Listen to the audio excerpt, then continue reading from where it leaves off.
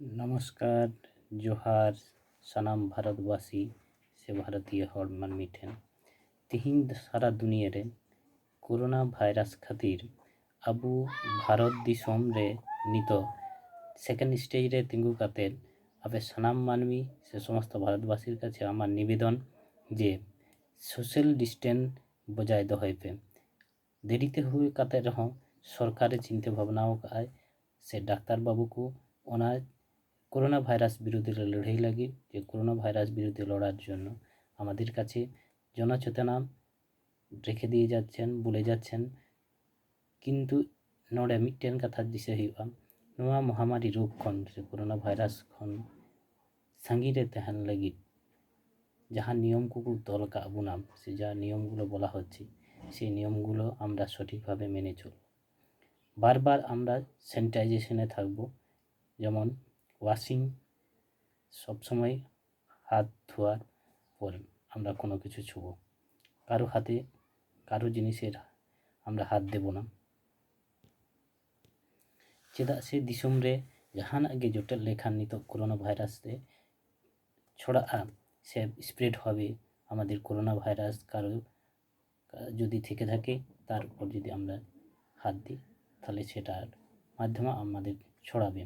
এখানে একটা কথা মনে রাখতে হবে যে মিটেন কথা দিশে দহ হুᱭᱩᱜᱼᱟ যে ᱤᱧ ᱠᱷᱟᱹᱛᱤᱨ ᱦᱚᱲᱟᱜ ᱵᱟᱹᱲᱤᱡ ᱡᱮᱱᱚ ᱟᱞᱚ ᱦᱩᱭᱩᱜ, ᱦᱚᱲᱟᱜ ᱱᱟᱯᱟᱭᱟᱜ ᱜᱮ ᱦᱩᱭᱩᱜ, ᱥᱟᱱᱟᱢ ᱢᱟᱹᱱᱢᱤ ᱠᱚᱣᱟᱜ ᱚᱱᱠᱟᱱ ᱠᱟᱛᱷᱟ ᱵᱚᱱ ᱵᱷᱟᱹᱵᱤᱛ ᱢᱟ যে ᱤᱧ ᱴᱷᱮᱱ ᱫᱚ ᱵᱟᱹᱱᱩᱜᱼᱟ, ᱤᱧ ᱫᱚ ᱡᱟᱦᱟᱸ ᱞᱮᱠᱟᱧ ᱠᱟᱹᱢᱤᱭᱟ ᱚᱱᱠᱟ ᱜᱮ ᱠᱟᱹᱢᱤ ᱦᱩᱭᱩᱜᱼᱟ, ᱢᱮᱱᱠᱷᱟᱱ ᱵᱟᱝ, ᱱᱚᱣᱟ ᱠᱟᱛᱷᱟ ᱫᱚ ভুল তেহᱚᱸ আলোবন চিন্তাই মা। এই কথা যেন আমরা না ভাবি আমার কাছে কোনো রোগ নেই, আমি যেমনই হোক যেখানে যেতে পারি সেটা ভাবলে চলবে না। কার কাছে কি আছে বলা যায় না, কয়ঠে চीज मेना'a बाबन मेन दाड़ेया। ओना खातिर एटाग दिसोम रे उनका नेल आकाना नोआ चिंते खातिर जे चीन इटाली रे नितो महामारी आकारते नेल आकाना आदि सांगे हर आजार रेको पड़ाव आकाना। चीन इटालीते अनेक बेशी आक्रांत हयेछे, सेटा देखे आमादेर लाभ नेই। আমরা ভাববো ভারতবর্ষকে কীভাবে বাঁচানো যায়, নয়া ভারত দিসोम चीज लेकाते बन तिंगु दाड़ाम दाड़ेया कोरोना भाइरास ठीक हो। हाँ कष्ट मेना'a लकडाउन खातिर आदि कष्ट हुयुग काना, आयमा हड़ा रेंगेज नाचार को तो आदि कष्ट हुयुग काना, मेनखान कष्ट ताला तेगे जदि बन कामिया এই কষ্টের মাধ্যমে আমরা যদি কাজ করি তাহলে আমাদের জয় নিশ্চিত হবে। কিছুদিন কষ্ট করুন সবাই মিলে, একে অপরকে পরস্পর সহযোগিতা হাত বাড়িয়ে দিন, আমরা এই কষ্টের মাধ্যমে ভারতবর্ষকে করোনা মুক্ত করতে পারব। সরকার সঠিক গাইডলাইন আমাদের ডাক্তারবাবু জনসচেতনার মাধ্যমে কাজ করছেন, ডাক্তারবাবু জনচেতনার কামি কানা। এই যারা জনচেতনায় যাচ্ছেন গ্রামে গ্রামে তাদেরকে সহযোগিতা করুন, তাদেরকে হেয়ালি করবেন না, তাদেরকে ভয় দেখাবেন না। আমরা জনচেতনার মাধ্যমে কাজ করলে আমাদের এই যে कोरोना भाइरास महामारी आकारे निচ্ছে সেটাকে রদ করতে পারবো।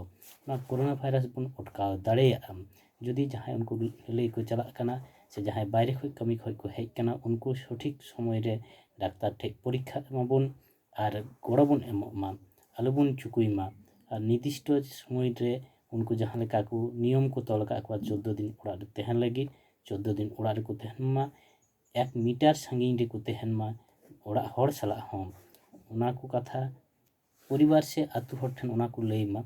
कोरोना भाइरास अटकाव दो एकमात्र नोआगे नियम जे आबू जदि सोशल डिस्टेंस से सामाजिक दूरत्व से मिट हर ठन आर मिट हड़ा सांगिन जहाँ तहन रना दरकार ओना दो हुयुग काना 1 मीटर और ओना 1 मीटर काते रेहों आबू जदि ती बुन आरुबुआ जहाना साबुन तेगे ती बुन साफाया जे हमरा बार बार हाथ धोबो कोनो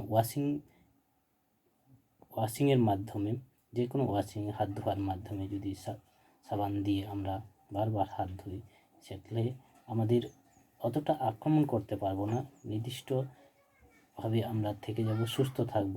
আর নির্দিষ্ট খাবার মেনটেন করতে হবে যাতে আমাদের ইমিউনিটি পাওয়ারটা ঠিকঠাক থাকে। আবু হড়মরনা দাড়ি যেমন আলু ক্ষতি মা ওনা को আবু পালন হুᱭᱩᱜ তাবনা। আইমা হড় অনেক মানুষ অনেক রকম কথা বলছে যে প্রতি 1 বছর অন্তর অন্তর এক এক রকম মহামারী আমাদের পৃথিবীতে দেখা দিচ্ছে যে আবহাওয়া নয়া ধरतीपुर रे ñeloग काना 100 বছর অন্তর অন্তর 1720 1820 1920 2020 नोआ करे उनका ñel हेज काना।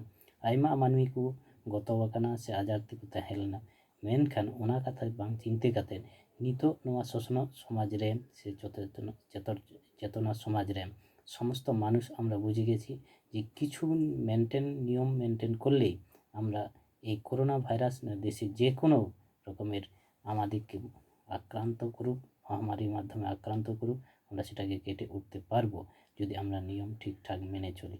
বৈজ্ঞানিকভাবে আমরা মেনে চলতে হবে, এটাই আপনাদের কাছে আমার নিবেদন। সমস্ত মানুষ পৃথিবীর তথা ভারতবর্ষের এই লকডাউনকে সঠিকভাবে গাইড করে আমরা ঠিকভাবে কাজ করতে পারি, তার জন্য বারবার মানুষের কাছে আবেদন আমার ᱥᱮ ᱡᱚᱛᱚ ᱦᱚᱲ ᱴᱷᱮᱱ ᱤᱧᱟᱹᱜ ᱱᱮᱦᱚᱨ ᱡᱮ ᱵᱟᱨ ᱱᱚᱣᱟ ᱢᱟᱹᱱᱢᱤᱭᱟᱜ ᱡᱟᱦᱟᱸ ᱫᱩᱨᱚᱛᱛᱚ ᱥᱮ ᱟᱵᱚᱣᱟᱜ ᱢᱤᱫ ᱦᱚᱲ ᱴᱷᱮᱱ ᱟᱨ ᱢᱤᱫ ᱦᱚᱲᱟᱜ ᱥᱟᱺᱜᱤᱧ ᱚᱱᱟ ᱡᱩᱫᱤ ᱵᱚᱱ ᱵᱚᱡᱟᱭ ᱫᱚᱦᱚᱭᱟ, 1 মিটার যদি আমরা বজায় রাখি তবে খান ᱜᱮ ᱟᱵᱚᱣᱟᱜ ᱱᱚᱣᱟ ᱡᱟᱦᱟᱸ মহামারী আক্রান্ত রোগ ᱧᱮᱞ ᱟᱠᱟᱱᱟ ᱚᱱᱟ ᱨᱳᱜᱽ ᱫᱚ ᱟᱵᱚ ᱴᱷᱮᱱ ᱠᱷᱚᱱᱮ ᱥᱟᱺᱜᱤᱧᱚᱜᱼᱟ। ᱟᱨ ᱢᱚᱪᱟ ᱫᱚ ᱛᱚᱞ ᱯᱮ ᱟᱨ ᱥᱟᱵᱚᱱ ᱛᱮᱦᱚᱸ ᱟᱹᱨᱩᱵᱚᱜ ᱯᱮ, ᱱᱚᱣᱟᱜᱮ ᱡᱚᱛᱚ ᱢᱟᱹᱱᱢᱤ ᱴᱷᱮᱱ ᱱᱮᱦᱚᱨ। ᱦᱟᱲᱟᱢ ᱵᱩᱲᱦᱤ ᱜᱤᱫᱟᱹᱨ ᱯᱤᱫᱟᱹᱨ ᱥᱟᱱᱟᱢ ᱦᱚᱲᱜᱮ ᱡᱮᱢᱚᱱ ᱩᱱᱠᱩᱣᱟᱜ ᱤᱢᱤউᱱᱤᱴᱤ ᱯᱟᱣᱟᱨ ᱟᱞᱚ ᱯᱟᱲᱟᱜ ᱢᱟ, ᱥᱟᱦᱚᱥ ᱮᱢᱟ ᱠᱚᱯᱮ, ᱟᱞᱚᱵᱚᱱ ᱵᱚᱛᱚᱨ ᱦᱚᱪᱚ ᱠᱚᱢᱟ। ᱛᱚᱵᱮ ᱠᱷᱟᱱ ᱜᱮ ᱟᱵᱚᱣᱟᱜ ᱱᱚᱣᱟ ᱵᱷᱟᱨᱚᱛ ᱵᱚᱨᱥᱚ ᱨᱮ ᱡᱟᱦᱟᱸ ᱠᱳᱨᱳᱱᱟ ᱵᱷᱟᱭᱨᱟᱥ ᱟᱠᱨᱟᱱᱛᱚ ᱟᱠᱟᱱᱟ ᱚᱱᱟ ᱠᱷᱚᱱ ᱫᱚ ᱟᱵᱚ ᱵᱚᱱ ᱨᱮᱦᱟᱭ ᱵᱚᱱ ᱧᱟᱢᱟ। ᱥᱟᱱᱟᱢ ᱠᱚᱜᱮ ᱢᱟ ᱫᱚᱦᱲᱟᱛᱮ ᱡᱚᱦᱟᱨ।